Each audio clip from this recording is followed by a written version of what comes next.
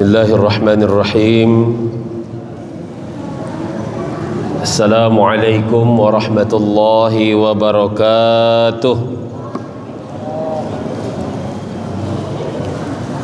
Alhamdulillahilladzi amarna bittaqwa wassalatu wassalamu ala sayyidina Muhammadinil Mustafa wa ala alihi wa ashabihi ahli sidqi wal wafa.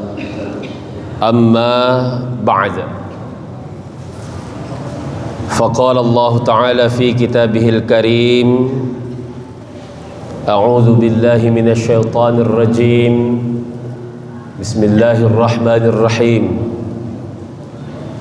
Wasari'u ila maghfiratin min rabbikum wa jannatin 'arduha as-samawati wal ard u'iddat lil muttaqin alladzina yunfiquna fis sarra'i wad dharra'i wal kadhimin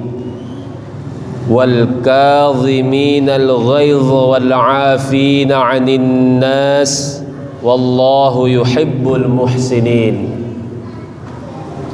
Sadaqallahul azim wa sadaqa ala rasuluhun nabiyul karim wa nahnu ala dhalika minasy syahidin wasyakirin walhamdulillahi rabbil alamin. Dengan bismillah permulaan kata, dengan nama Allah Subhanahu wa taala, di mana kita wajib bersujud dan bersyukur kepadanya atas limpahan rahmat, nikmat dan karunia yang telah dianugerahkan kepada kita semua. Salawat berangkaikan salam mari kita lantun kepada Nabi Muhammad yang begitu santun. Semoga syafaatnya segera turun di kala masa la yanfa'u malun wala banun. Sama kita hormati, kita muliakan pengurus Badan Kemakmuran Masjid Jami Al-Ikhlas beserta seluruh jajaran, para tuan-tuan guru, alim ulama, bapak ibu jamaah salat maghrib yang tidak dapat saya sebutkan satu persatu. Semoga kita selalu mendapat keberkahan dari Allah Subhanahu wa taala. Amin, amin ya rabbal alamin. Bapak ibu, para orang tuaku yang dirahmati Allah, semoga dengan kehadiran kita di masjid ini menjadi asbab Allah mudahkan segala urusan kita, Allah murahkan rezeki kita, karena kita berada di majelis yang mulia. Apa kata Nabi, man kharaja fi talabil ilmi fahuwa fi sabilillah hatta yarji'. Siapa yang keluar dari rumahnya dengan niatan menuntut ilmu, fahuwa fi sabilillah, maka baginya pahala berjuang di jalan Allah hatta yarji', sampai dia kembali pulang ke rumahnya. Mudah-mudahan Allah menambah keilmuan kita dan melembutkan hati kita. Jangan sampai Allah tambah ilmu kita tapi keras hati kita. Makin sering datang pengajian, makin susah pula dinasihati. Makin merasa diri ini paling baik, paling benar, orang semuanya salah. Ibu, makin sering ibu perwiritan, makin dengarkan ustaz ceramah, makin melawan pula sama suami. Jadi berarti bertambah ilmu tapi keras hati. Seharusnya kita bertambah keilmuan kita, makin lembut hati kita. Bapak ibu, para orang tuaku yang dirahmati Allah Subhanahu wa ta'ala. Baik, adapun kaji kita pada hari ini adalah ciri-ciri orang yang bertakwa, perspektif Al-Quran. Ciri-ciri orang yang bertakwa, perspektif Al-Quran. Allah Subhanahu wa ta'ala berfirman di dalam Al-Quran surah Ali Imran ayat 133. wasari'u ila maghfiratin min rabbikum wa jannah, dan bersegeralah kamu menuju ampunan Tuhanmu, ampunan Allah Subhanahu wa taala. Wa jannatin 'arduhas samawati wal ard, dan segeralah kamu menuju surganya Allah Subhanahu wa taala yang luasnya itu seluas langit dan bumi. Uiddat lil muttaqin, yang disediakan Allah untuk orang-orang yang bertakwa. Kalau di dalam Tafsirul Quranul Azim karangan Imam Ibnu Katsir Ad-Dimashqi, bersegeralah yang dimaksud dalam ayat ini bermakna berlomba-lomba. Allah Subhanahu wa taala selalu mengingatkan kita agar kita berlomba-lomba dalam kebaikan. Fastabiqul khairat. Begitu juga kita harus berlomba-lomba menuju ampunan Allah dan berlomba-lomba menuju surganya Allah yang luasnya itu seluas langit dan bumi. Jadi Pak, surga Allah itu luas. Terkadang ada orang kepengen masuk surga sendirian, yang lain dimasukkannya ke dalam neraka, yang lain dikafir-kafirkannya. Wirid dibilang bid'ah, neraka, ya kan? Apalagi bunggahan, maulid, Isra Mi'raj dibilang bid'ah, neraka. Pengen dia masuk surga sendirian, padahal surga itu luasnya seluas langit dan bumi. Mudah-mudahan kita yang hadir pada malam hari ini semuanya masuk ke dalam surga. Amin ya rabbal alamin. Kalau kita masuk semuanya ke surga, kita buat lagi pengajian malam ini di surga nantinya Pak. Kan enak, ada kamera, nanti Cuam bawa kamera lagi di surga kan. Surga itu luas, seluas langit dan bumi, yang disediakan untuk orang-orang yang bertakwa. Uiddat lil muttaqin. Lalu bagaimanakah ciri-ciri orang yang bertakwa itu? Di ayat selanjutnya langsung Allah jabarkan Pak ciri-cirinya. Yang pertama, orang yang bertakwa itu alladzina yunfiquna fis sarra'i wad dharra, adalah orang-orang yang menginfakkan hartanya di kala lapang ataupun sempit, di kala senang ataupun susah. Itulah orang yang bertakwa. Kalau dalam tafsir Al-Maraghi, Syekh Mustafa Al-Maraghi katakan, sedekah di kala lapang mengikis habis sifat tamak di dalam diri, mengikis sifat terlalu cinta terhadap dunia. Itu sedekah di kala senang. Nabi Ibrahim Pak diuji di kala senang, sampai malaikat itu sebelum Nabi Ibrahim diuji berkata, ya Allah, mengapa kau sematkan Khalilullah kepada Ibrahim itu, sedangkan ia disibukkan dengan harta bendanya dan dia disibukkan dengan keluarganya. Kalau dalam kitab Mishkatul Anwar Pak, Nabi Ibrahim itu memiliki 1000 ekor domba, 600 ekor sapi, 100 ekor unta. Dalam riwayat lain, Nabi Ibrahim itu memiliki hewan ternak 12.000 hewan ternak. Maka pada zamannya disebut milioner. Di Bandar Setia ada orang yang 12.000 hewan ternak. Nah, kayak Nabi Ibrahim lah berarti itu. Banyak. Lalu kata malaikat, dia juga disibukkan dengan anaknya, dengan keluarganya. Karena Nabi Ibrahim ini kan bapak ibu 2 istrinya. Pertama Siti Sarah. Siapa Bu? Siti Sarah. Sampai Bandar Setia berubah Sarah. Ada di zaman Nabi Musa Pak, orang paling kaya namanya Korun. Sampai Bandar Setia berubah Karun. Makanya kalau dapat orang harta disebut harta karun, padahal namanya Korun. Lalu istrinya yang kedua Siti Hajar. Siti Hajar ini Pak tukang sisir Siti Sarah. Kalau ibu ke salon ada namanya hair stylist. Nah, tukang sisirnya itulah Siti Hajar. Apa kata Siti Sarah? Wahai suamiku, engkau kan seorang nabi, Seharusnya kita punya keturunan.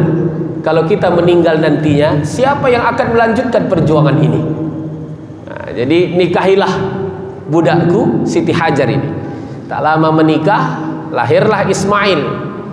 Nah, Nabi Ibrahim berdoa, Rabbi habli minas salihin, Rabbi habli minas salihin. Terdengar di telinga Siti Sarah itu, 86 tahun Pak, baru memiliki putra dari istri yang kedua. Karena ikhlasnya Siti Sarah, usia 90 tahun diberikan Allah kemuliaan, padahal udah divonis tak punya anak, tak bisa lagi mengandung, udah usia 90 tahun. Tapi Allah memberikannya kemuliaan, diberikanlah anak yang lahir dari rahim Siti Sarah, itulah disebut dengan Ishaq, Nabi Ishaq alaihi salam. Usia Nabi Ibrahim 100 tahun. Jadi Siti Hajar beserta Ismail ditempatkan di Makkah, kota Mekah sekarang. Tandus, tak ada tanaman, tak ada air. Nah, jadi itulah bolak-balik, disibukkan dengan keluarganya. Banyak orang Pak, karena keluarganya akhirnya menurun rasa cintanya kepada Allah Subhanahu wa ta'ala. Dulu waktu belum punya anak, rajin ke masjid. Setelah punya anak, sebulan sekali baru ke masjid. Agak berkurang. Apakah Nabi Ibrahim berkurang kecintaannya? Tidak. Tetap stabil. Sebelum Nabi Muhammad lahir, tak ada yang lebih mencintai Allah seperti cintanya Nabi Ibrahim alaihissalam. Nah, hartanya, keluarganya itu nomor sekian, Allah lah yang paling ia cintai. Sehingga dari hartanya itu Nabi Ibrahim dicoba.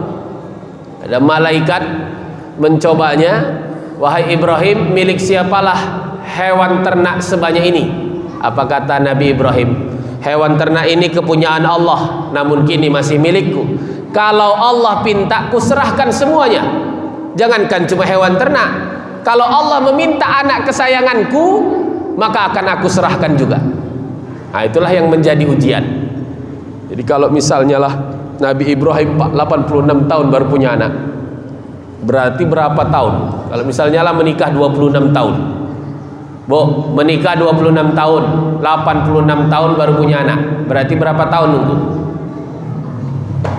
Bu, 60 tahun ya. 60 tahun masih sabar Pak menunggu Pak. 60 tahun masih sabar menunggu. Kita terkadang 4 tahun, 5 tahun udah susah gak punya anak. Dengarkan omongan orang udah menyerah. Nabi Ibrahim 60 tahun masih sabar tak punya anak. Saya kalau cerita, Pak, saya anak nomor 4, kakak saya dirampah anaknya 4, yang kedua abang saya 12 tahun menikah belum punya anak, yang nomor 3 5 tahun menikah belum punya anak, saya nomor 4 setiap tahun punya anak Pak, setiap tahun punya anak. Anak pertama 3 tahun, anak yang kedua 2 tahun, anak yang ketiga 4 bulan.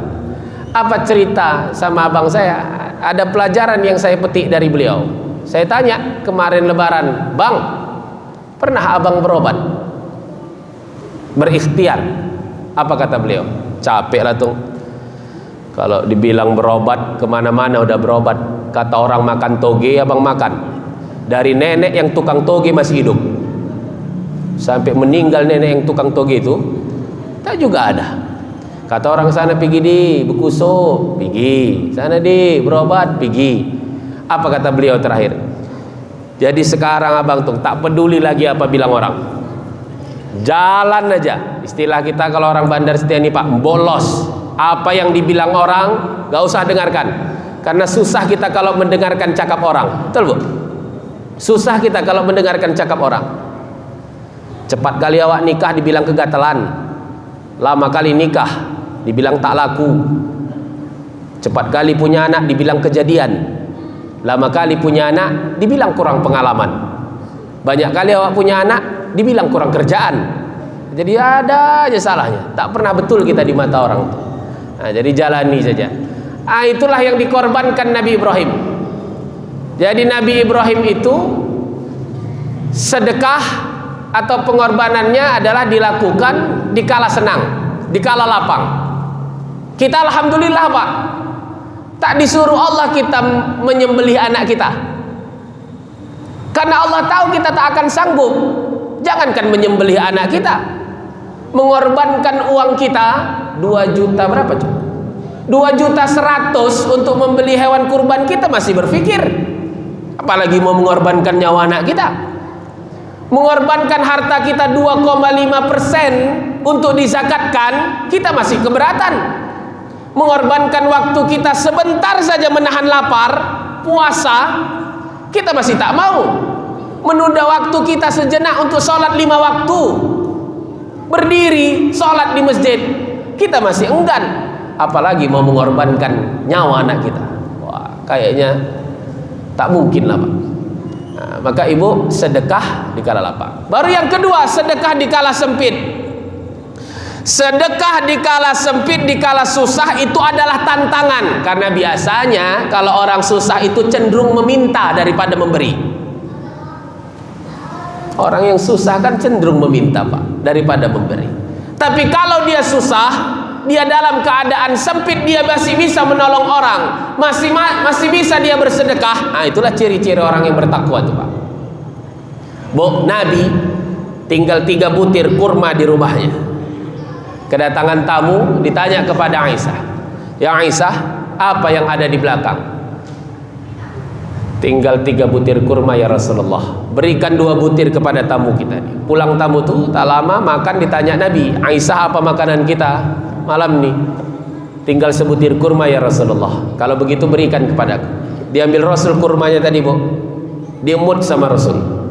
Setelah Rasul mengemutnya, diberikan kepada Aisyah. Aisyah makan, dimakan sama Aisyah. Setelah Aisyah memakannya, Aisyah berkata, "Baru kali ini aku merasakan kenyang yang luar biasa." Itu sedekah di kala sempit itu Pak. Maka ibu kalau besok misalnya mau makan kurma, gak usah banyak-banyak kali, ambilkan 1 kasihkan ke bapak. "Bang, mut-mut lah dulu bang," gitu. Mudah-mudahan itu 2 aja kemungkinannya itu. Kemungkinan pertama ibu kenyang, yang kedua ibu mabuk, muntah dibuatnya.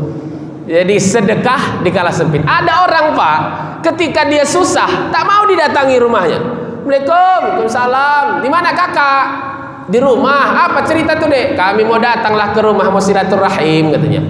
Berpikir dia, kue lebaran dah habis, sirup kurnia pun dah tak ada, orang tuh datang apalah yang mau kasih. "Alah Dek, mau pergi pula lah kakak Dek. Nanti kalau ada kakak di rumah kakak kabari ya." Sampai setengah bulan tadi kabar-kabari Pak. Tapi kalau misalnya kita dalam keadaan sempit masih bisa kita membantu orang, wah luar biasa. Apa kata Syekh Mutawalli Asy-Sya'rawi? "Kullama zadatis sadaqatu zadar rizqu." Setiap kali bertambah sedekah, maka pasti bertambah rezeki. Jadi sebenarnya sedekah itu memancing rezeki, membuka pintu rezeki dari Allah. Jangan pernah khawatir dengan rezeki Allah. Saya terkadang menganalogikan begini Bu, kucing, ibu tahu kucing? Kucing, jangankan kucing itu Pak Ustaz, kucing garong pun aku tahu. Kucing itu hidupnya di bumi, di darat. Allah takdirkan Pak kucing itu makanannya ikan, yang hidupnya di laut, hidupnya di air. Kucing jangankan berenang, sama air pun takut dia. Tapi apakah kucing tak bisa makan? Bu, kucing tak bisa makan. Sampai sekarang kucing masih bisa makan, kenyang-kenyang, gemuk-gemuk kucing kita lihat. Kenapa? Rezekinya sudah ditakdirkan oleh Allah.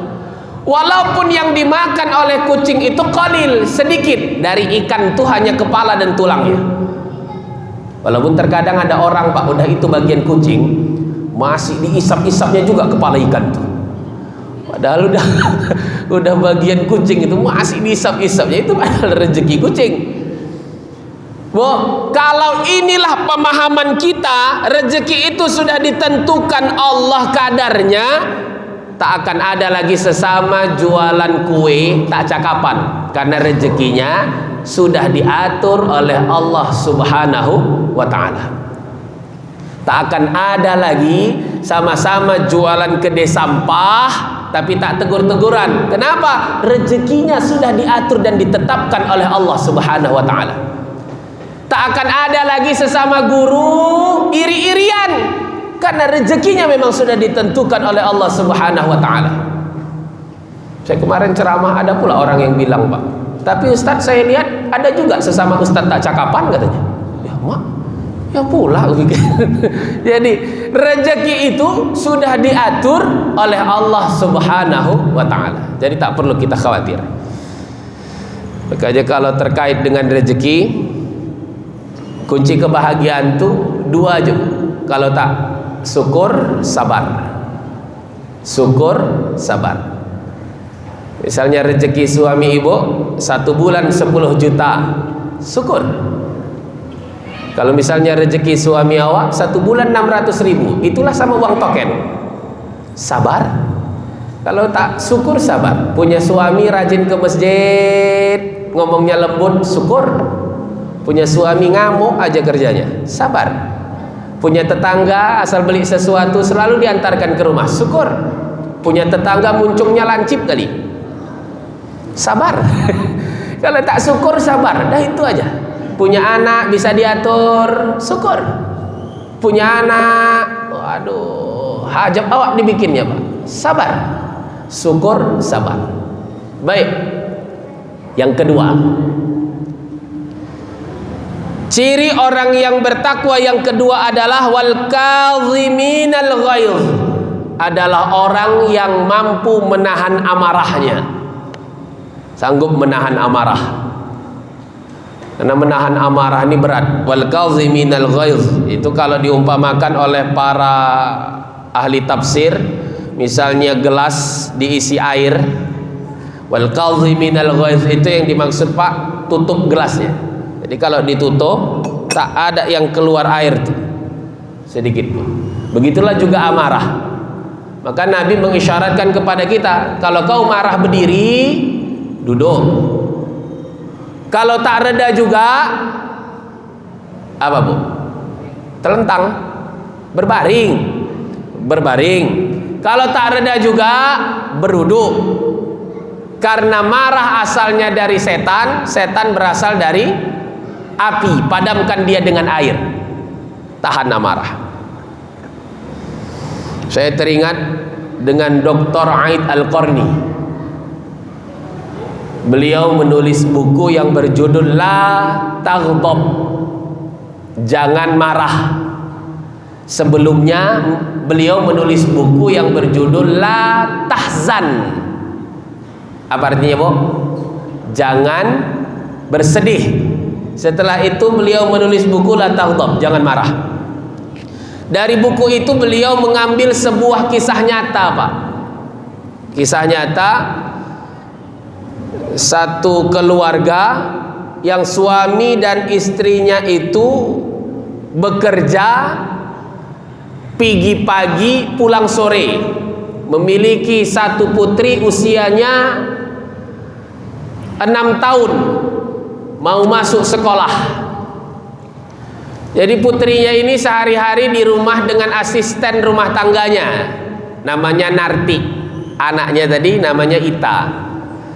Jadi si Narti ini ketika membersihkan rumah, masak di rumah, si Ita tadi, Bu, dibiarkan bermain di luar rumah, tapi keadaan pagar itu terkunci. Disitulah dia main ayunan, disitulah metik-metik bunga. Satu waktu ditemukan si Ita tadi paku dalam keadaan berkarat, Pak. Lalu digambarnya lah dinding rumahnya tadi, gambar Mickey Mouse, gambar SpongeBob dia. Tak puas dia, Pak. Diambilnya paku tadi, digambarnya lah mobil baru ayahnya 7 hari baru keluar dari showroom. Ayahnya pun belum berani makainya, Pak. Masih belum mahir, takut-takut masih. Baru 7 hari pula keluar. Digambarnya lah besar-besar. Ini gambar ayah, ini gambar bunda, ini gambar kita. Pulang ayahnya kerja. Wah, terkejut Pak. Narti, siapa yang buat ini? Kok bisa kayak gini? Katanya. Pembantunya tadi tak tahu apa-apa. Saya nggak tahu Pak, tadi saya di dalam aja. Kok bisa nggak tahu, kata istrinya. Narti kan yang di rumah sendirian, katanya. Keluarlah anaknya Sita tadi. Keluar anaknya Sita dengan polosnya berkata, ya itu Ita yang gambar ya, cantik kan gambar Ita ya, katanya pula. Wah, merah padam wajah suaminya Pak. Diambillah ranting bunga raya. Bunga raya itu yang daunnya ya untuk penurun panas tuh Pak. Diambilnya rantingnya, dipukulkanlah ke tangan si Ita tuh Pak, sampai berdarah tangan si Ita tadi dipukulnya. Saking kesalnya itu, saking tak bisa dia menahan amarahnya itu. Begitu dimandikan, menjerit si Ita tadi, rupanya perih, malamnya demam, bengkak tangannya. Pak, si Ita demam Pak. Oh, itu ada obat penurun panas, minumkan saja. Responnya begitu terus sampai 3 hari. Terus berlanjut, makin panas. Yang tadi tangan tuh bengkak, bernanah Pak. Udah kasihkan salep, makin bengkak Pak, kasihkan salep, nanti baiknya itu, katanya. Sampai seminggu dibiarkan begitu, panasnya tak turun-turun. Akhir dibawalah ke rumah sakit. Setelah sampai di rumah sakit, diperiksa sama dokter. Lalu apa kata dokter? Pak, satu-satunya cara untuk anak bapak, tangan anak bapak harus kita amputasi. Kayak disambar petir lah Pak. Ayahnya mendengar apa yang disampaikan dokter itu, bergetar tangannya menandatangani surat persetujuan itu. Setelah ditandatangani surat persetujuan tadi itu, diamputasilah tangan si Ita. Tersadar si Ita pun berkata, Pak, balikkan tangan Ita Pak, jangan ambil tangan Ita janji nggak akan ngulangi. Kalau bapak ambil tangan Ita, kayak mana Ita mau makan, kayak mana Ita mau menulis. Kembalikan tangan Ita Pak. Menjerit terus anaknya sepanjang hari. Itulah sebab karena tak bisa menjaga amarah. Yang terakhir adalah wal'afina 'anin nas, memaafkan orang lain. Ciri orang yang bertakwa itu adalah orang yang mampu memaafkan orang lain. Wal'afina 'anin nas. Ada orang terkadang, Ustadz, saya kalau memaafkan bisa, tapi kalau untuk melupakan berat kayaknya, karena susah. Maka mufasir menafsirkan kata wal'afina bimakna menghapus. Jadi terhapus. Kalau sudah terhapus, maka kita maafkan, ampuni kesalahan orang lain yang pernah berbuat salah dengan kita. Maka Bapak Ibu, para orang tuaku yang dirahmati Allah, orang yang bertakwa itu adalah orang yang mampu memaafkan orang lain yang pernah berbuat salah sama dia. Ibu, siapapun yang pernah berbuat salah sama kita, maafkan. Kenapa? Karena selama kita masih bergaul sama manusia, pasti ada salahnya, pasti ada khilafnya. Pak, selama istri kita masih manusia, pasti ada salahnya, pasti ada lupanya. Bu, selama bapak masih manusia, pasti ada salahnya. Al-khata'u wan nisyanu sifatan lil insan. Salah dan lupa adalah sifat manusia. Jadi tak akan ada yang sempurna, pasti ada salahnya. Oke, saya teringat apa pesan dari guru saya, ketika kita menikah, sebenarnya yang kita nikahi itu adalah kekurangannya. Kalau ada kelebihannya, itu bonus dari Allah Subhanahu wa ta'ala kepada kita. Kurangnya, saya kemarin ada jamaah yang bilang, Pak Ustadz, sebelum dulu waktu saya menikah sama istri saya, tak pernah saya dengar dia buang angin, Pak Ustadz, sebelum nikah. Tapi begitu setelah menikah, oh, pantang terduduk 3 kali bunyi katanya. Maka yang kita nikah itu adalah kekurangannya. Ibu menikah sama bapak, dulu sebelum menikah, garangnya bukan main. Begitu menikah, ibu perhatikanlah bapak. Adalah yang tidurnya mangap, ada yang tak mangap tapi ngeces, ada yang tak ngeces pak, tak mangap juga tapi ngorok. Suami saya Pak Ustadz, diborongnya semua Pak Ustadz. Kata, parah itu. Udah disitulah mangap, disitulah ngeces, disitulah pula yang mengorok. Jadi yang kita nikahi adalah kekurangannya.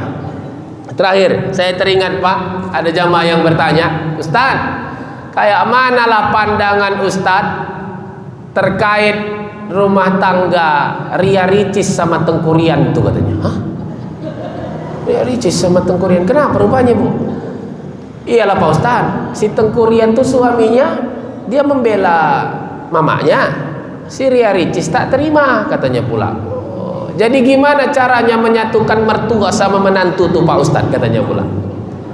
Jadi Dr. Ni'mat Fuad, seorang ulama besar di Mesir, menyatukan antara mertua dan menantu sebenarnya gampangnya Bu, pola pikir.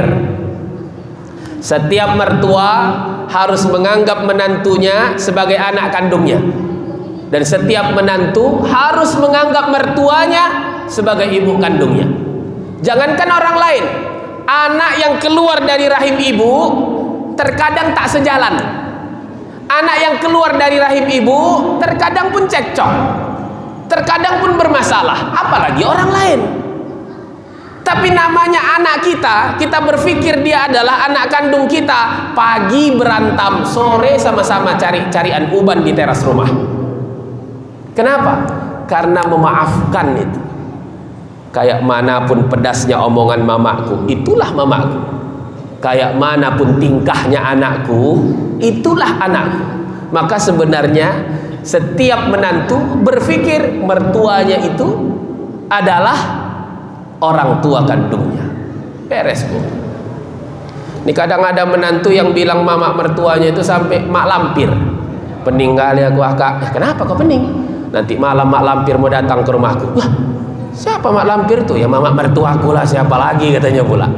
Jadi sanggup dia mengatakan mama mertuanya itu mak lampir, kan luar biasa itu. Jadi wal'afina 'anin nas. Gak Bapak Ibu, para orang tuaku yang dirahmati Allah, orang-orang yang bertakwa tadi adalah orang yang mampu menginfakkan sebagian hartanya di jalan Allah. Yang kedua adalah orang-orang yang mampu menahan amarahnya. Dan yang ketiga adalah orang yang mampu memaafkan orang lain. Mudah-mudahan kita bisa memaksimalkan ibadah kita ini. Jam berapa Isa? 52 25 lagi. Baik. Jadi ini yang harus kita maksimalkan, karena kehidupan kita di dunia ini bukan seperti pohon pisang yang begitu tumbuh, bertunas, besar, berbuah, lalu ditebang, mati dan jadi tanah. Tidak. Tapi kita harus maksimalkan amal ibadah kita dari ketiga ini agar kita menjadi orang-orang yang bertakwa di jalan Allah Subhanahu wa ta'ala. Makanya kalau di dalam kitab yang ditulis oleh Al-Imam Abdullah bin Muhammad Ubaid Al-Uwawi di dalam kitabnya At-Taqwa itu menukil yang disampaikan oleh Sayyidina Ali bin Abi Thalib, bahwa ciri orang yang bertakwa selain yang tiga ini, Ali bin Abi Thalib katakan yang pertama, al-khawfu minal jalil, takut kepada Allah. Yang kedua, wal amalu bitanzil, beramal dengan apa yang diturunkan oleh Allah, yaitu Al-Quran. Dan yang ketiga, ar-ridha bil qalil, ridha, bersyukur akan nikmat yang diberikan Allah walaupun sedikit. Dan yang keempat adalah al-isti'dadu biyaumir rahil, mempersiapkan bekal untuk hari akhirat kita. Karena ini yang harus kita persiapkan semaksimal mungkin. Kehidupan kita di dunia ini hanya sekedar ujian. Alladzi khalaqal mauta wal hayata liyabluwakum ayyukum ahsanu amala. Kita diuji siapa yang paling baik amalnya. Bukan paling banyak, paling baik. Karena redaksi katanya ahsanu, bukan aktsaru amala, tapi ahsanu amala. Tetapi kenapa kita memperbanyak amal? Karena kita tak tahu mana amal yang paling baik dari amalan kita. Sedangkan orang yang sholat ada masuk ke dalam neraka, fawailul lil musallin, maka neraka willah bagi orang yang sholat. Tapi kalau dengar ayat ini jangan pula kita berpikir, oh orang yang sholat aja masuk neraka, lebih bagus tak usah sholat. Nah, jangan, itu salah. Tapi pikirannya, sedangkan yang sholat saja masih ada yang masuk neraka, apalagi yang tak sholat. Maka kita memperbanyak amal. Untuk itu Bapak Ibu, para orang tuaku yang dirahmati Allah, kalau kita masih bisa sholat di belakang imam, sholatlah sebelum nanti kita disolatkan di depan imam. Kalau nanti kita masih bisa membaca Al-Quran, bacalah sebelum nanti Al-Quran yang akan dibacakan kepada kita. Malam pertama, malam kedua, malam ketiga orang datang ke rumah kita. Kalau kita masih bisa bersedekah, berinfak, dikala lapang, dikala susah, dikala sempit, dikala senang, sedekahlah. Sebelum nanti ketika kita meninggal, kita minta kepada Allah, ya Allah hidupkan aku ke dunia sesaat saja, fa'asaddaqa, maka aku akan bersedekah. Tapi penyesalan tak ada gunanya, tak ada artinya. Penyesalan hanya tinggal penyesalan. Di dunia inilah yang harus kita sadari bahwa selama kita masih hidup di dunia ini, disitulah kita bersedekah. Karena harta yang kita sedekahkan itulah harta yang kita bawa. Yang lain tinggal. Pak, tanah yang kita beli itu Pak, di atasnya kita bangun rumah, kita isi perabotannya. Ketika kita meninggal tinggal, tak akan kita bawa. Jangankan kita bawa, di situ saja awak ketika meninggal dunia tak bisa. Makanya sampai ada orang yang katakan, ketika kita meninggal dunia, kita hanya seperti seonggok daging busuk yang tak diterima oleh siapapun. Jantung berhenti berdetak, darah berhenti mengalir, membeku, berubah menjadi nanah. Daging yang segar membusuk, keluar aroma tak sedap. Mata yang indah, cantik, bersinar, menghitam dan pecah. Makanya banyak perempuan, ibu-ibu tak siap matanya menghitam. Begitu akan tidur, dipotongnya timun, taruhkannya ke mata. Tak puas lagi dia, dipotongnya tomat, taruhkannya ke mata. Besok pagi mau menyambal, tomat itu juga dibuatnya. Nah, aja itu dah. Semua akan kita tinggalkan itu Pak. Tak ada yang kita bawa. Yang kita bawa apa? Yang kita sedekahkan, yang kita infakkan. Bahkan ada sedekah hukumnya wajib, zakat, zakat fitrah, sampai batasnya zakat mal, wajib Bu, keluarkan. Jadi itu yang kita bawa. Ada wakaf. Ini terakhir, wakaf itu kalau bisa memang sesuatu yang paling baik Pak. Saya kemarin terkaget-kaget ada yang ditelepon jamaah, Pak Ustaz, ya Bu, sehat Ustaz? Sehat, Alhamdulillah. Ustaz, saya punya tanah di daerah Pantai Labu, ukurannya 12 kali 18. Jadi rencananya Ustaz, saya mau bangun rumah Quran, tapi saya tak tahu, tak pandai saya caranya. Saya wakafkan aja lah sama Ustaz, Ustaz lah yang kelola. Kapan Ustaz ada waktu melihat tanahnya? 2 atau 3 hari lagi lah Bu. Begitu sampai di tempat itu, yang mengurus tanahnya adiknya. Bu, betul ini tanah Bu Hajjah ini. Betul Ustaz, saya adiknya. Saya diberikan amanah untuk bangunkan rumah Quran di sini. Tak bisa Pak Ustaz. Lah, kenapa? Tanah ini bermasalah Pak Ustaz. Kalau tak percaya Ustaz, telepon kakak saya. Saya telepon balik. Assalamualaikum Bu Hajjah. Waalaikumsalam. Saya udah di lokasi. Kayak mana Pak Ustaz?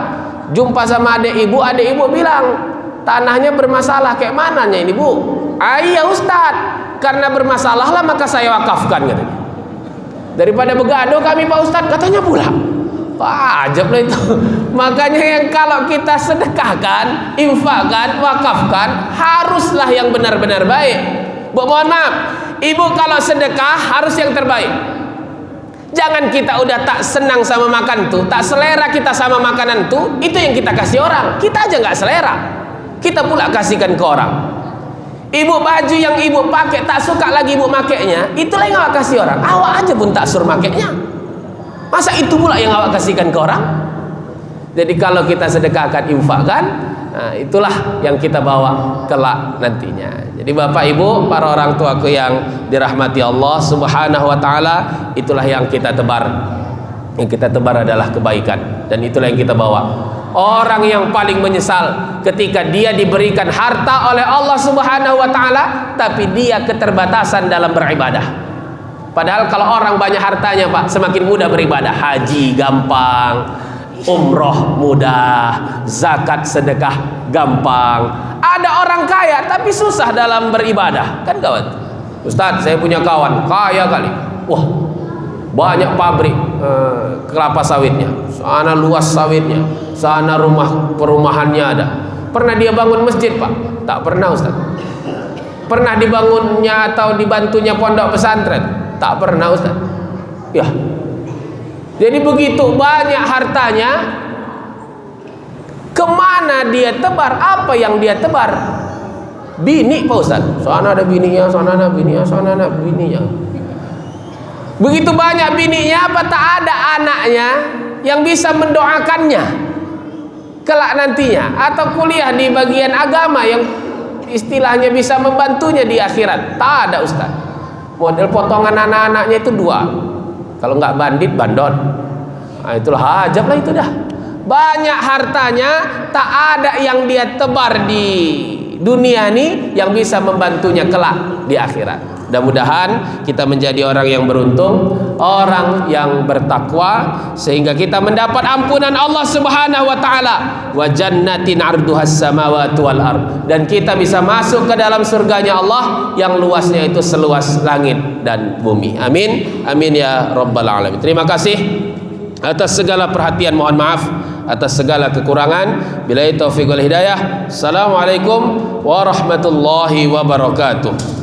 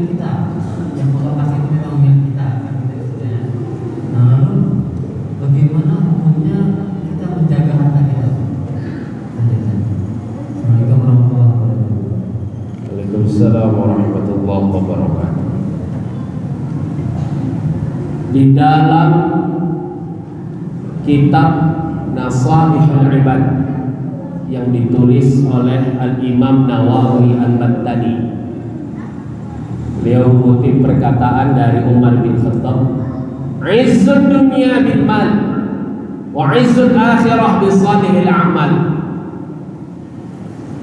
Kemuliaan di dunia bisa diraih dengan harta, dan kemuliaan di akhirat bisa diraih dengan amal saleh. Jadi dia mengungkapkan bahwa kita kalau ada harta bisa mulia di dunia, Pak. Bahkan Nabi katakan kadal fakru ayyakuna kufran. Hampirlah kekafiran itu atau kefakiran itu mendekati terhadap kekufuran. Jadi inilah yang harus kita tegaskan, gimana anak-anak kita supaya menjadi orang yang mandiri, yang kuat ekonominya, kuat hartanya, bisa dia menjaga hartanya. Maka Allah dalam Quran itu, Quran surah An-Nisa ayat 9, wal yakhshal ladina law taraku min khalfihim dzurriyyatan dhi'afan khafu 'alaihim falyattaqullaha wal yaqulu qawlan shadida. Sampai kalau kita lihat asbabun nuzulnya itu, Pak, berkaitan dengan pertanyaan Sa'ad bin Abi Waqqas kepada Rasul. supaya Sa'ad itu menjaga hartanya. Apa pertanyaan Sa'ad kepada Rasul? Ya Rasulullah, bolehkah aku bersedekah? Aku punya harta yang banyak, tapi aku cuma punya 1 orang anak. Bolehkah aku bersedekah dengan 2/3-nya? Kata Rasul. Bolehkah aku bersedekah dengan 1/2-nya ya Rasul? Tak boleh. Bolehkah aku bersedekah dengan 1/3-nya ya Rasulullah? Tak boleh. Karena 1/3 itu pun masih terlalu banyak. Seraya Rasul bersabda, innaka antadara warashataka aghniya khairu min antadarahum ala tayyatakafafunan nas. Sungguh aku mengharapkan engkau meninggalkan pewarismu yang kaya dan berharta, bukan meninggalkan pewarismu dalam keadaan lemah dan papa yang menggantungkan hidupnya pada belas kasih orang lain. Jadi itu asbabun nuzul Quran surah An-Nisa ayat 9 itu, Pak. Jadi setiap orang tua harus memikirkan dan menjaga hartanya, menjaga keturunannya, supaya keturunannya itu tak menjadi orang yang menyusahkan orang lain. Karena khairun nas anfa'uhum linnas. Sebaik-baik manusia adalah manusia yang paling bermanfaat bagi orang lain, bukan memanfaatkan orang lain. Al-yadul ulya khairun minal yadis sufla. Tangan di atas itu lebih baik daripada tangan di bawah. Jadi memang kewajiban kita lah, Pak, yang harus menjaga harta yang diberikan oleh Allah Subhanahu wa ta'ala. Dan dari mana kita tahu bahwa itu adalah harta kita? Jadi Bapak, saya ini langsung dari orang tua saya.